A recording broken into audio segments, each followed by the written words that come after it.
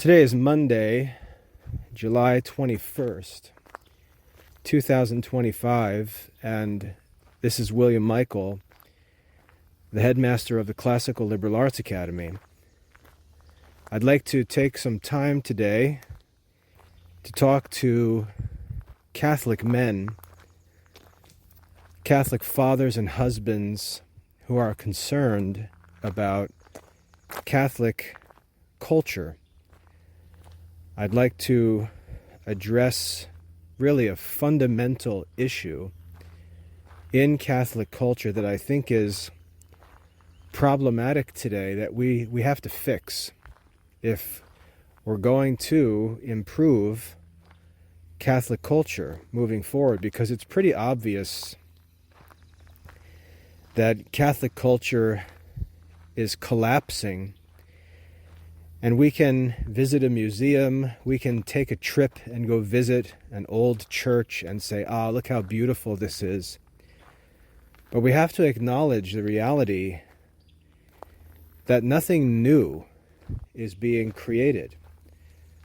Nothing new is being built. And again, we can point out isolated projects when we look at the whole world.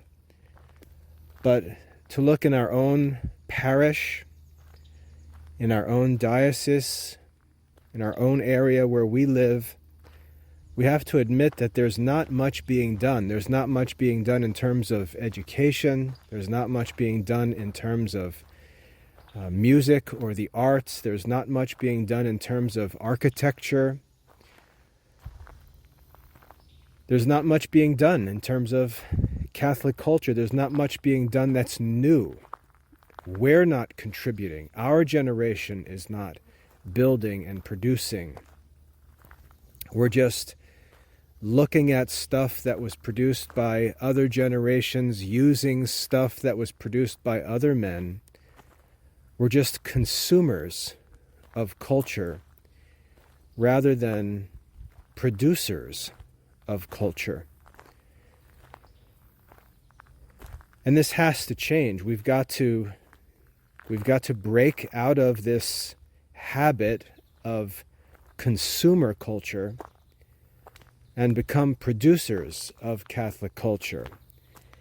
And while that may be hard to swallow, that's not actually the challenge. The challenge is even more difficult. And this is why the problem exists in the first place. The real problem, the real cause of this cultural death, just lack of life, lack of production, is actually a failure of the Catholic laity to work. It's not because we're not spiritual enough. This is the deception of this cultural problem. The problem is not that we work too much or we're too materialistic. The problem is not that we're lovers of money. The problem is that we're not materialistic enough as laymen. We're not working enough as laymen. We're not engaging enough with the mission of the laity.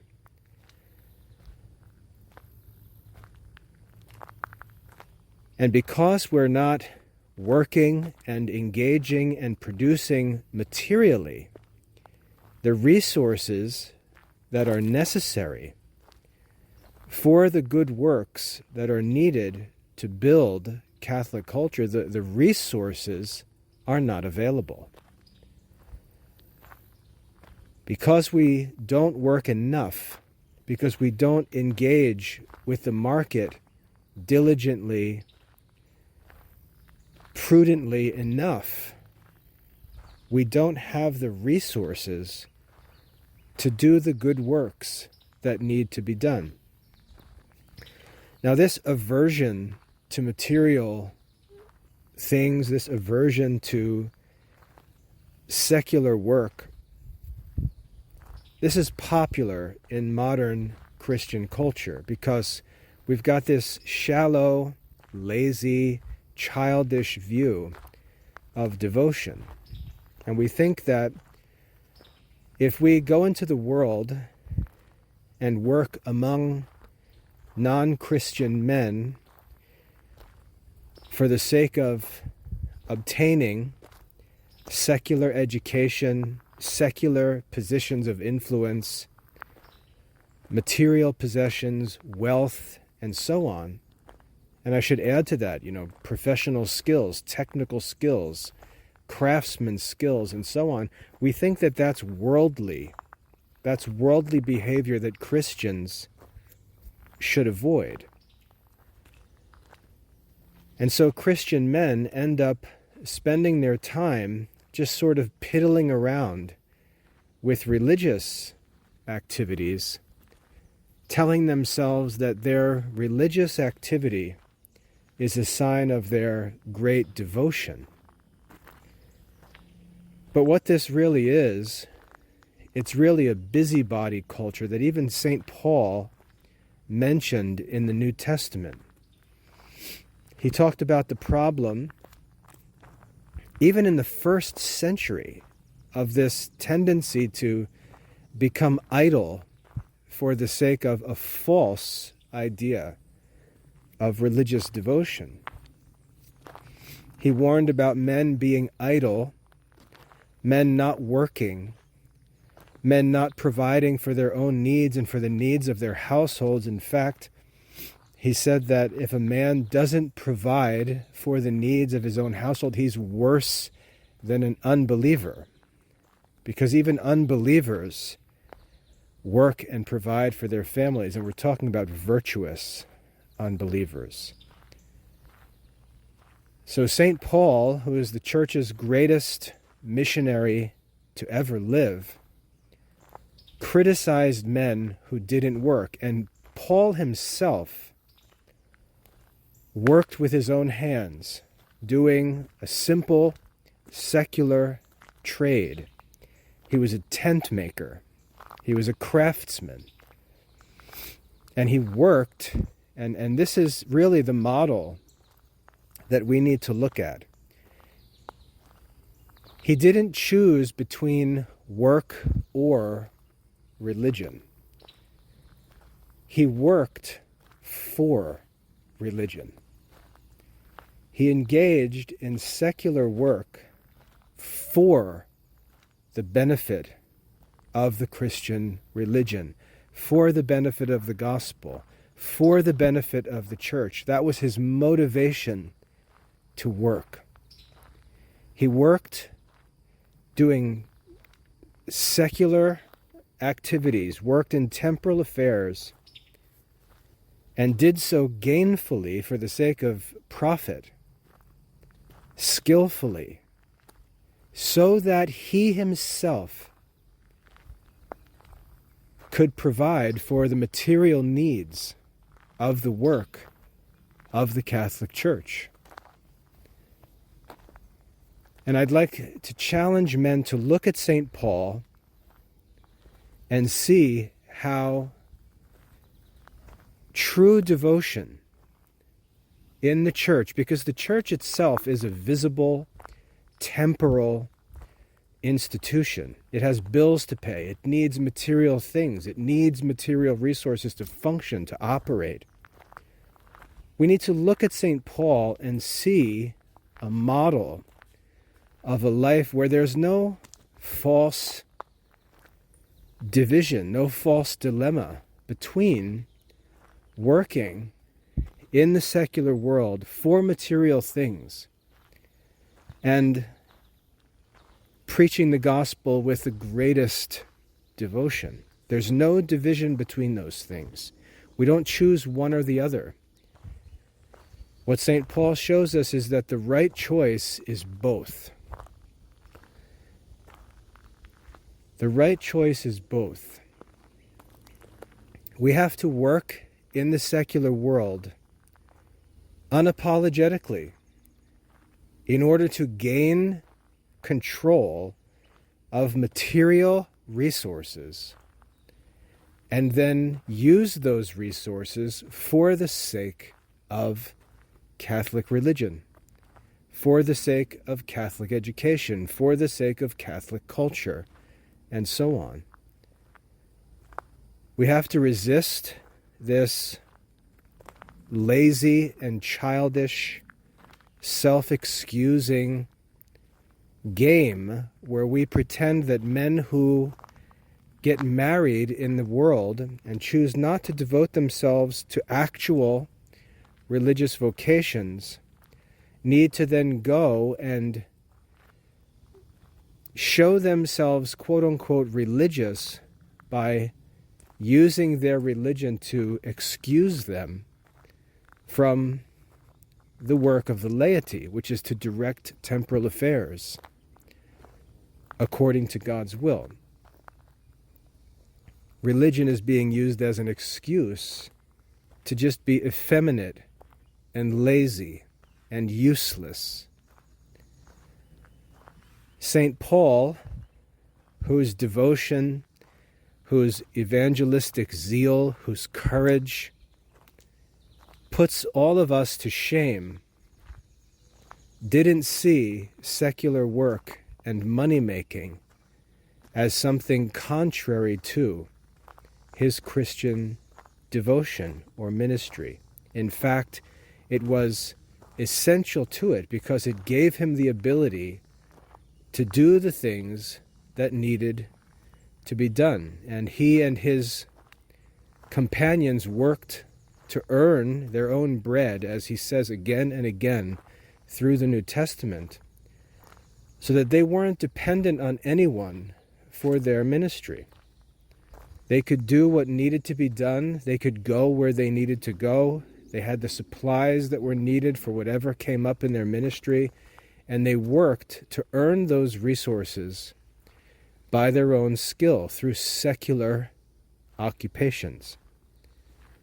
And this is what's really killing Catholic culture in modern society, this sort of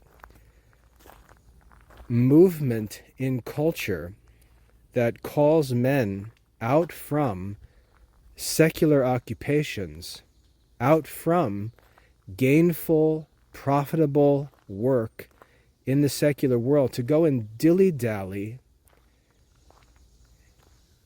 in some sort of home-based Christian religious activity that is just poverty. It's really counterfeit Christian culture. And it's just using religion as an excuse to do less, when the truth is that religion should be a motivation and source of strength to do more. True religion should lead us to do more than unbelievers, but fake religion, counterfeit religion, we see leads us to do less than unbelievers. And this is the real cause of the decline in Catholic culture. And it's counterintuitive. The reason why Catholic culture is declining is not because men are working too much, but because they're not working enough. If we think about Saint Benedict's rule of life, ora et labora, there are two tasks, two activities in the Christian life: work and prayer, or to put them in the right order, prayer and work. When we look at the lives of modern Catholic men, we examine ourselves, and we ask ourselves, if we look at our daily schedule, and I'm not talking about a schedule that we write as an ideal, look at our actual use of time and resources. Would the motto, ora et labora, describe our life activities?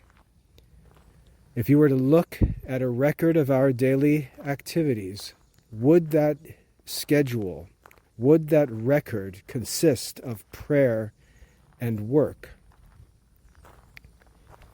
Or would it be more like play, sleep, eating, talking, idling around, some prayer, a minimal amount of work, and so on?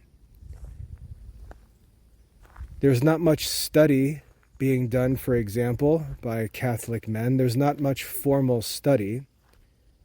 There may be, internet surfing. There may be random video watching. But again, this is just superficial content consumption. It's somebody else's job to produce the content. It's somebody else's job to write the books, make the videos. Mr. Modern Catholic is just going to sit himself in a chair and watch the videos. Probably not even read the books because that's too laborious. But there's no production. There's no production. And even when we talk about production, we can't allow production to be limited to the making of videos and recording of talks or even the writing of books. There are so many other works that need to be done. Our children, for example, need education, and education comes down to money. That's why through history, the children of the wealthy were educated when the children of the poor didn't even go to school. This idea that people will have children who are educated, who receive real, thorough Catholic education with no money is really a delusion.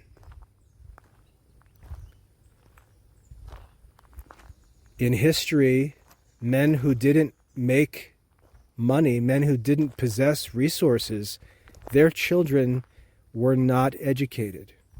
And while we can call ourselves homeschoolers or whatever, the same is actually true today. The same is true today. We can busy ourselves with some do-it-yourself educational activity and pretend that we're going to give our kids the best education, but it's false.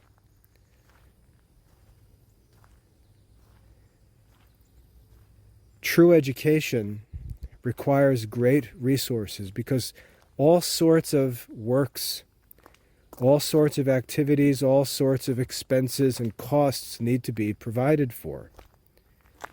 And they're not provided for because the men don't have the resources to provide for them. You've got no real plan for how the life is going to be carried out, how the mission is going to be accomplished. Dad imagines that he's going to work minimally, make barely enough money to pay the basic costs of family life, a mortgage, property taxes, maybe hazard insurance, groceries, maybe a car payment. And then outside of that, it starts to get very tight, especially when there are a number of children in the family. And so Dad says, well, I'll just do stuff myself. I'll cut the grass myself. We'll take care of the house ourselves. We'll do maintenance ourselves. We'll fix our cars ourselves. We'll do this ourselves. We'll educate the kids ourselves. We'll just do everything ourselves so that we don't have to spend any money. And all this is dissipation. It's actually a view of life that's contrary to a Catholic worldview. The Catholic worldview is based on the teaching of Aristotle and St. Thomas. The Catholic worldview is that man is a social animal, and the way that man flourishes is by collaborating with his fellow men, by dividing the labor of society so that all men can enjoy a quality of life that's proper for rational creatures made in the image of God. Men who are not like cattle, who shouldn't be satisfied with just the basic essential needs of their bodily lives, but men who have intellectual needs, men who have spiritual needs, cultural needs, social needs, and so on. And when men collaborate, when we divide up the labor of life that needs to be done, that work is done more efficiently. Men are able to specialize, and by specializing become useful to the community. The community prospers, and every man is able to earn his own living, serve the common good, and also enjoy all the benefits of cultural life. We see this all in modern society, but it's decreasing. We look at American society and we think of how great it is to live in a country where the people all pitch in through taxation and pay for national highways, local roads, bridges, infrastructure, utilities, and so on. We think about what a convenient life we're able to live because of this social collaboration among men. But it goes beyond that. It goes beyond roads and bridges and utilities and food supply. It extends to education and the arts and culture. When I was younger, when my wife and I were first married, our favorite thing to do was to go visit public parks and gardens where we could enjoy, being a young couple without much money, we could go enjoy the benefits of social life in a prosperous country. But we also understood that it was our responsibility to contribute to that society, to work, to be useful, and to offer our own contribution to make those kinds of benefits available to our children and our children's children. Not just to consume them, not just to gather together or hoard together all the free resources that we can find and live like welfare people. In fact, we turned down social services. When we were in college, my wife and I were married, we turned down social services that we didn't feel were necessary, even though we qualified for them. Because there's a moral obligation that we have to the common good, to not ask, like JFK said, not ask what your country can do for you, but ask what you can do for your country. And so it's not for us to simply use the resources and services available, but to contribute to them so that they're available to future generations, and even so that more is available to future generations. And our generation of men is not doing this. Our generation is not doing this. And this is largely because of this lazy, do-it-yourself worldview. And it's deceitful because it sounds like do-it-yourself culture is industrious. I don't need anyone to help me. I can do it myself. But it's actually not what really happens in this do-it-yourself culture. The do-it-yourself culture really becomes this sort of minimal requirement culture. You know, I'm not going to hire a plumber to do my plumbing according to code, according to the best practices of professional plumbers. I'm just going to do the bare minimum to get things moving. Or I'm not going to hire a carpenter to build my home, or to build the deck, or to do repair work in the house. I'm going to do it myself and just do the bare minimum that needs to be done. It's like this Home Depot prefab, minimal skill, do-it-yourself culture. It's actually not an industrious, skillful, laboring culture. It's the opposite. It's really a minimal culture. Men doing as little as is necessary and thinking that they can avoid costs by doing things themselves. And it really becomes something of a ghetto culture. And so you see that there's this deception. And you can see a number of different ideas or movements are all sort of tied together with this flawed Christian worldview. As I said, it's a selfish worldview. It doesn't see man as a social animal, doesn't order itself for the benefit of the common good. It has this sort of minimal secular requirement attitude to it. Like, as far as secular things are concerned, I'm going to do the least that's necessary, or the least that's required of me. And whatever needs to be done, I'm just going to do it myself, because hiring a professional would cost more, and the professional is going to want to do things that I don't really think are necessary. I think we could do less, and it would be good enough. And then those same men who live that life turn around and look for some kind of beautiful Catholic culture, as if the production of that Catholic culture, the production of Catholic education for their children, Catholic facilities for the church, Catholic cultural skills like arts and music, that's all somebody else's job. Somebody else's job to pay for that, somebody else's job to study for that, somebody else's job to practice that, somebody else's job to develop those skills, on and on.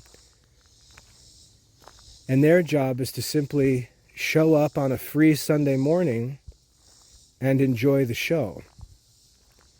Because church itself is just one of the free activities that they're making use of, that they're hoarding as the means to their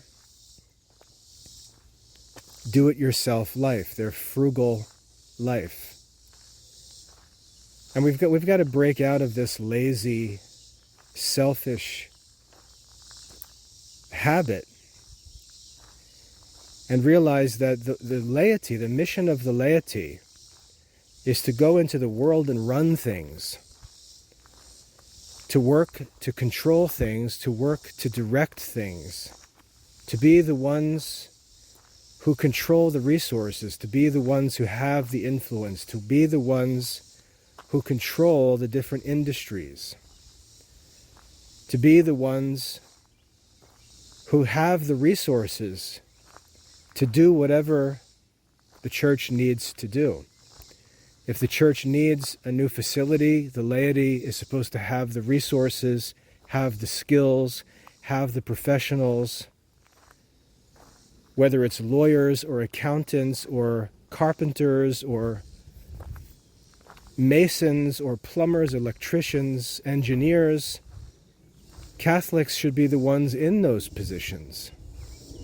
Catholics should be the ones leading those fields. And when the church needs something, the church should need to simply say the word and have all of the resources come together, because that's what the laity does. And so religious activity for the laity is not the primary work of the laity. The primary work of the laity is secular work. If you think about the commandments, God says 6 days you shall labor and do all your work. The 7th day is the Sabbath of the Lord your God, and on that day you shall do no work. And the purpose of that Sabbath day is that 1/7 of our time is to be devoted to the worship of God. That's the commandment. But the assumption, which I think often gets ignored, the assumption is that the man who worships on the 7th day is assumed to be a man who's working the other 6 days. His life is characterized by work. 6/7 of his time is devoted to labor, to his work, as the scripture says.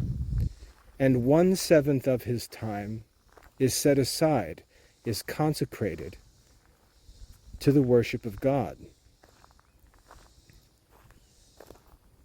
Now, it obviously gets more complicated than that because the church even consecrates hours of the day and so on. But the point is, this Benedictine model or ideal of prayer and work is what real Catholic culture consists of. And it's not just prayer.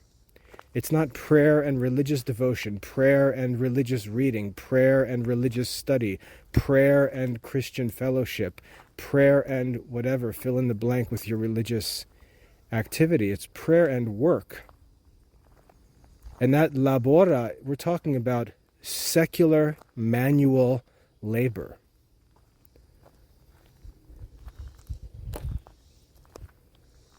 And this is where I would argue Catholic men are really dropping the ball, because they've taken up this like silly, effeminate, evangelical idea that work is what worldly people do, and hang around religious activities is what spiritual people do.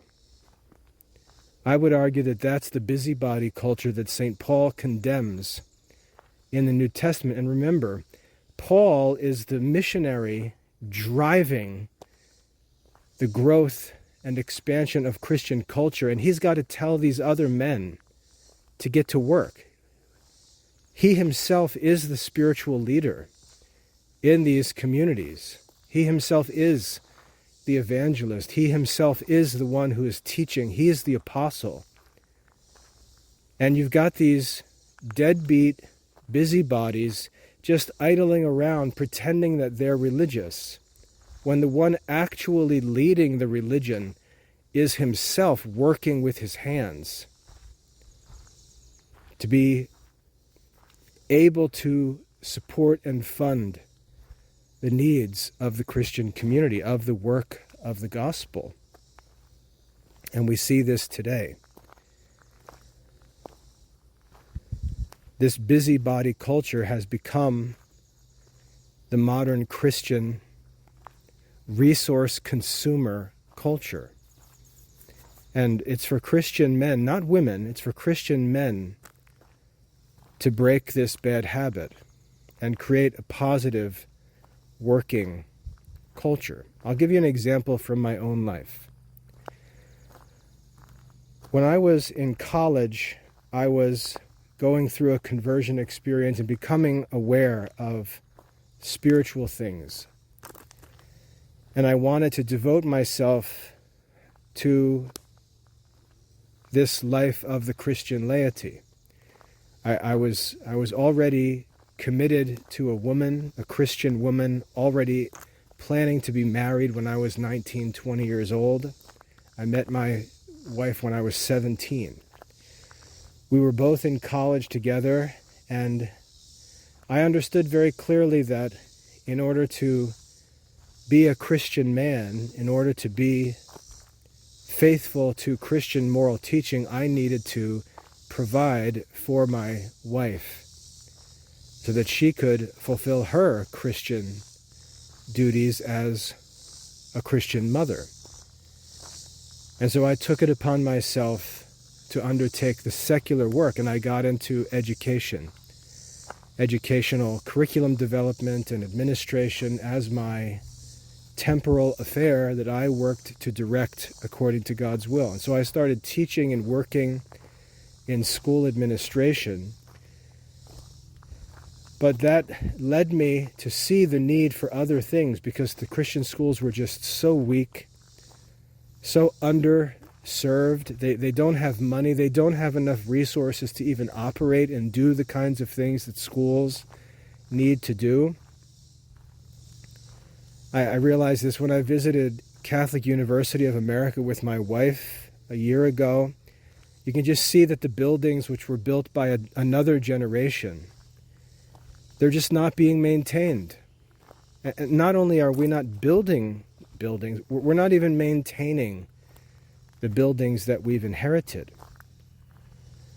And seeing the lack of provision for Christian schools, for Christian education, seeing the lack of availability of Christian skilled experts in things like accounting and computer programming and so on,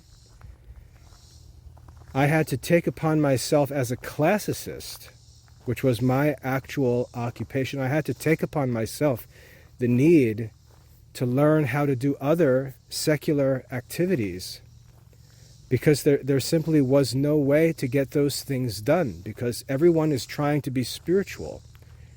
Everyone is trying to sit around and have Bible studies and book studies and have fellowship events and retreats and all of this so-called spiritual stuff, and yet the Christian schools are closing because they can't be funded, they're not being maintained. How many businesses do you make use of in your life? I'm talking about professional services, medical, legal, technical. How many do you make use of that are Christian-owned, Catholic-owned? When you need a business service, when you need a professional service, how many of you can turn to the Catholic community and find men leading these different fields to call upon and very gladly pay, not only for their quality professional skill, but also to support Catholic business? I know very few. Most of the professional services that I employ, other than our landscapers, are unbelievers, because there is no Christian option.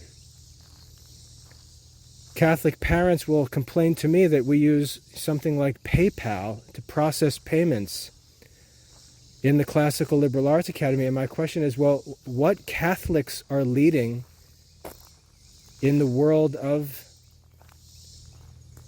these technical services or these financial services? There's no Catholics anywhere to be found in these industries.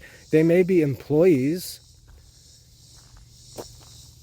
but constantly finding fault and constantly complaining about all the existing secular services is just a game. The only proper criticism of a product or service, the only reasonable criticism, the only real criticism, is to make something better. To sit around and find fault with all of the existing services, whether it be actual technical faults or moral faults, is just a bunch of nonsense. To say, oh, we don't like using PayPal because we learned that PayPal, the company, supports Planned Parenthood. Well, no duh, they're unbelievers. Why would you be surprised to learn that a company providing a service that has been developed and is run by unbelievers would be doing things that make sense for unbelievers? But to sit there and boycott PayPal rather than actually provide an alternative, superior service is just fake moral outrage. A real criticism, a mature criticism, would be for Catholics to build a better financial service and say, here, we now have a financial service that's equal to or superior to this financial service, and not only is it superior, but it also supports Catholic institutions and Catholic activities in society. You won't find businesses like that, especially highly skilled modern businesses. You may find men who decide that they're going to start a business and they're going to open a Catholic coffee shop. But how necessary is that for anyone? How many Catholics are going to make rosaries as a business undertaking?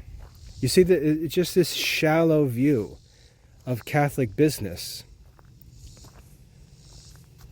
It's like couch potato business. And what I mean by couch potato business is the couch potato is willing to get off the couch, but it's like he's connected to the couch by an elastic band. And when he walks away from the couch, he can't go too far because he's being drawn back to the couch. And he's always tethered to the couch. He can't go where business needs him to go because he's got this elastic band around his waist that keeps him strapped to the couch. It's the life of the sluggard. I'm willing to go this far to show a sign of interest in work, to sort of give a sign that I'm doing something, but I'm really not willing to go where the industry needs me to go. And we just get this shallow, fake Catholic business culture where people feel like working really hard to accomplish something is worldly.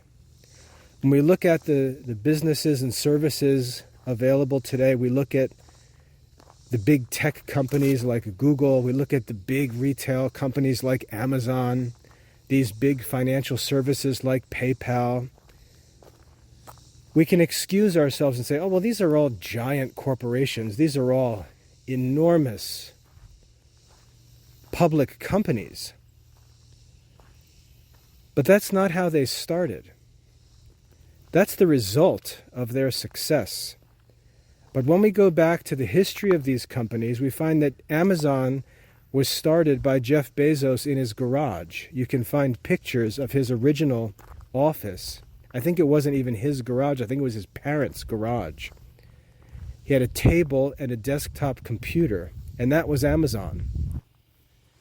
And he conceived of the whole business. He saw what was coming in retail and with technology, and he got ahead of it and took control of that industry. We can look at PayPal, but if we go back and study the history of the company, and we find that it was a couple of guys working around the clock, working with all their might to solve a problem that was emerging. It was a private business. It was a private problem-solving endeavor that was undertaken by individual men that then ballooned into this enormous business that we see today. We see that in Amazon, we see that in PayPal, we see that with companies like the tech companies like Google. Microsoft was started by Bill Gates. He was a Harvard student who was working in programming as computer technology was developing. Google was developed by a couple of Stanford computer science students who had to think about a strategy for how all of the information that would be published on the internet as it was developing, how in the world would that information be accessed and organized? And they needed to work out a strategy, to work out an algorithm, to figure out how the information could be ranked and ordered so that valuable, authoritative information was presented first to searchers, and less authoritative information was kept out of view. The strategy, the algorithm, the solution that they came up with by their own private work became this massive modern company that we refer to as Google, or even more generally now as Alphabet. But the businesses, these giant companies, they came from the industry of individuals. We can trace them back to the great work of individuals. And we don't have to talk about the biggest global corporations. We can look at any great business, and we can trace it back to the commitment, to the diligence, to the desire of one or a few individuals. And we don't find that spirit.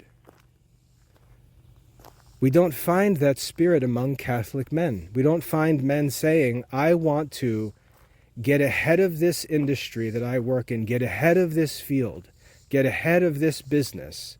Think about what's coming down the road 10, 20, 50 years from now, and I want to get out in front of this, and I want to develop solutions for these problems that are to come. And best of all, I want to get myself in that position as a Catholic so that I can then leverage that influence and leverage my access to those resources to benefit the Catholic community the way that St. Paul did through his tent making. Catholic men are not looking at secular employment with that kind of competitive spirit.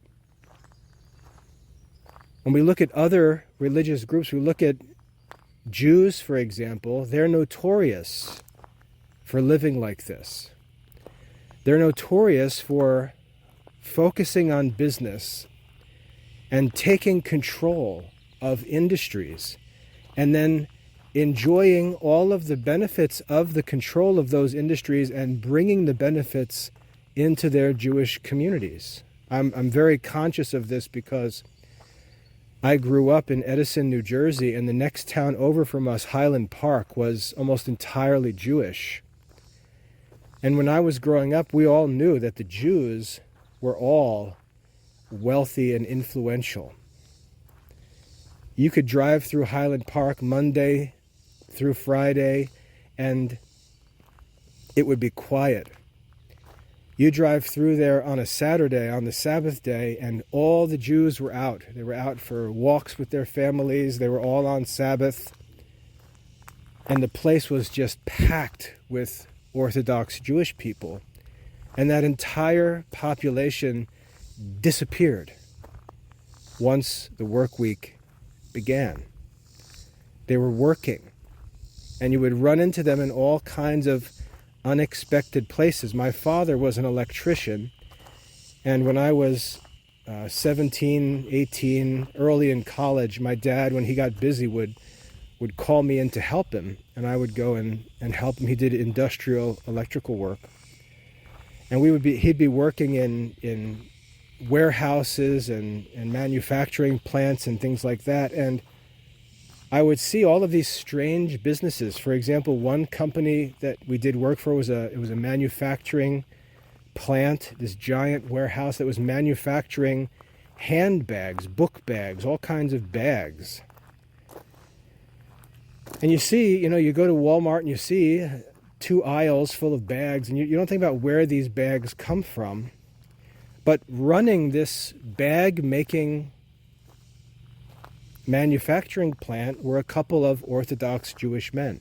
And it's weird to see how these men embed themselves in all of these influential businesses that no Christians would have any interest in. But it's because these Jewish men, they don't look at these industries as ends in themselves or think that they've got to have some kind of great satisfaction from the actual product they make. or the business they run, but they look at the business as a need that someone has to fulfill. And they do it for the sake of their real interest, which is their community, their religious community. And I don't think Catholics have that mentality. I don't think Catholics are willing to take upon themselves those kinds of secular challenges for the benefit of their community. They look at their work as something that needs to be fulfilling to them directly. Like, I have to do something that I can take pride in and love to do, rather than go do something that's necessary for the benefit of controlling that industry, for the benefit of controlling those resources, and then making those resources available to the Catholic Church for the sake of the Catholic mission, for Catholic culture, and so on. Modern Catholics look at these men's lives as boring, as uninteresting. They say, oh, I could never do that. And that's the problem. It's all short-sighted and childish. We find other groups doing the same sorts of things. Muslims will do the same sorts of things. We'll find other cultures willing to do the same kinds of things. We'll see, for example, Indians running gas stations and convenience stores. I've never been to a Catholic gas station. I've never been to a Catholic convenience store. And you just see that for some reason, Catholics don't do these things. They don't work to control these different industries. They don't work to try and gain control of these means of production of products and services for the benefit of Catholic culture. It's something that non-Catholic cultures in modern society tend to do, and we can think of lots of examples of these things. What's interesting is if we go back to past generations, let's go back to, let's say, American immigrant communities where people came to America from Catholic countries, from Ireland, from Italy, and so on. Think about, and I'm just using this as an example, think about the Italian mafia culture that occupied New York, Chicago, and other major centers. Even though we can criticize them and should criticize them because they were criminal organizations and they really didn't have a respect for the common good, they had this mentality that if we don't control this industry, somebody else will. If we don't control this town, somebody else will. And if we look at the mafia culture and what they did, they took control of industries that no one would really be interested in. And yet they were essential industries. They took control of things like shipping. They took control of things like paper product manufacturing. They made the cardboard boxes. They collected the trash. They ran the gas stations. They looked at essential, fundamental industries in society, and they focused on gaining control of those industries. Businesses that were not interesting of themselves, but the pursuit of the control of those industries was for the sake of benefiting their culture. It was to provide them with a nice life. It was to provide for their wives and children who lived as honorable community members. And if people didn't know where their money or where their resources came from, they just looked like impressive members of the community, and they were often Catholic because of their European background. We can say similar things about cartel culture down in Mexico. The cartels themselves operate by means of illegal business activity, but they do so for the sake of their community, for the sake of their family and friends who live in very pleasant conditions, very well provided for. And the reason why I'm talking about the mafia and the cartels is because those men in those communities are willing to undertake work to gain control of industries or just opportunities, even if we think about, drug trades and things like that. They're willing to undertake undesirable works for the benefit of their friends and families. They're willing to undertake works. They're willing to gain control of industries that are not attractive in and of themselves, so that their families and friends, even their churches, can enjoy high quality of life. And the reason why I bring them up is because if we see ungodly men willing to do that for their families, and when I say that, unwilling to do that, what I mean is they are willing to do that, I should say. When we see that men are willing to do works that are not in themselves satisfying to anyone, they're willing to get into these difficult industries, even dangerous works, for the sake of their families, it sets a bar for us and says, can you Catholics not do better than this? Can you not do better? You can criticize their work and say, yeah, well, it was criminal. What they did was illegal. They were skimming money off the gas pumps in New York City. If you didn't buy your paper products from the mob-owned company, they'd come in and beat up your store manager. And so they used force and threats of violence to control these industries. Yeah, that's true. That's right. And we can look at that and say that's immoral. But what I'm saying is, if we look at the willingness to gain control of temporal affairs for the benefit of their interests, Catholics have no excuse for their unwillingness to do likewise with the help of God's grace, with good morals, in the true interests of the common good. Again, Catholics who claim to have access to God's life and strength, they should have the resources to do more than natural men. It doesn't make any sense why they're doing less than natural men. They should be stronger. They should be more virtuous. They should be more courageous. They should be more prudent. They should be more just.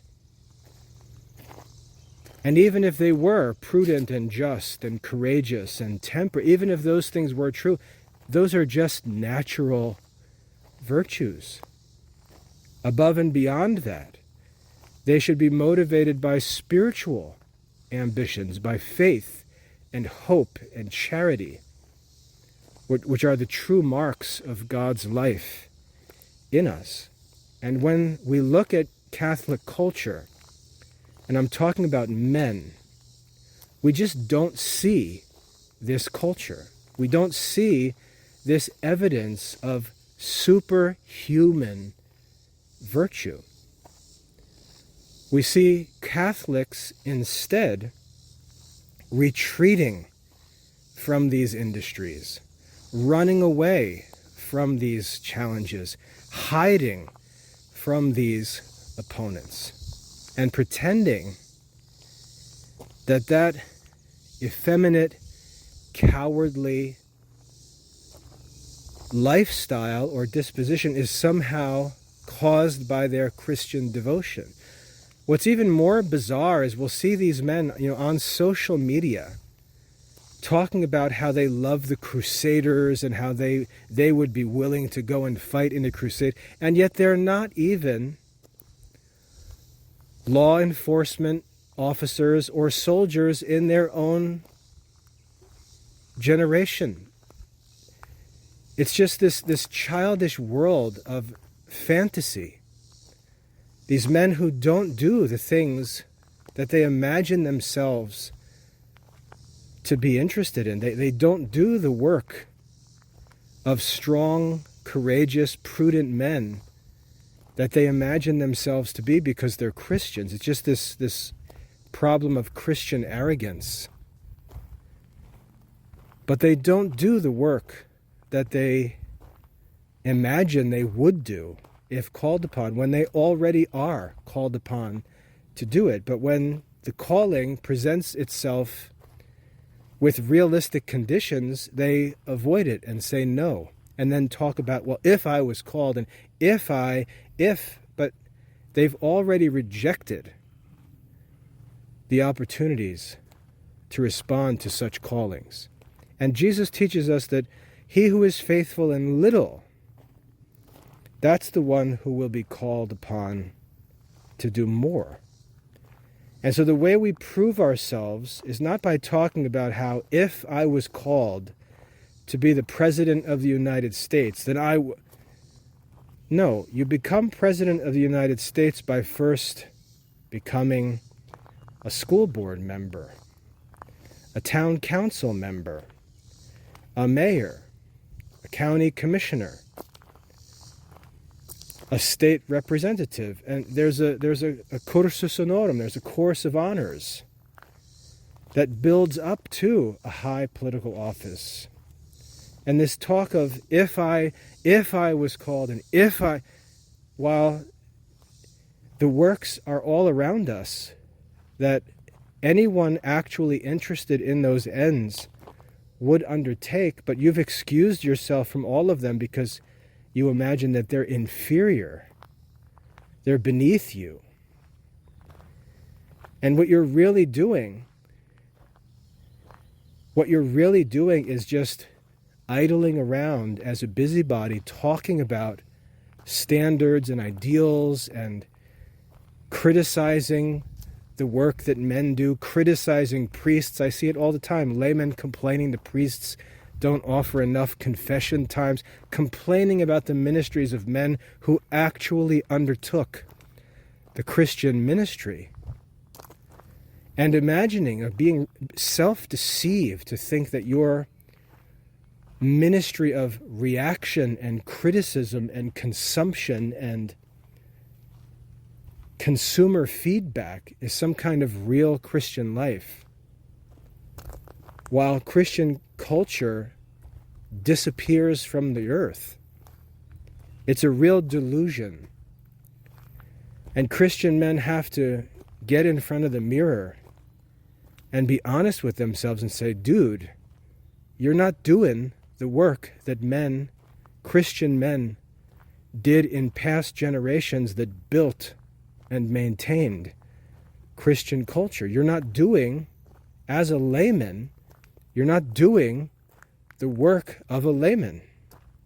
You're just putzing around with silly religious activity, really doing work that is your wife's job to do. We've got men who are like making meals at home for their kids, who are going to homeschool their, that's your wife's work. The family doesn't need dad to do those things.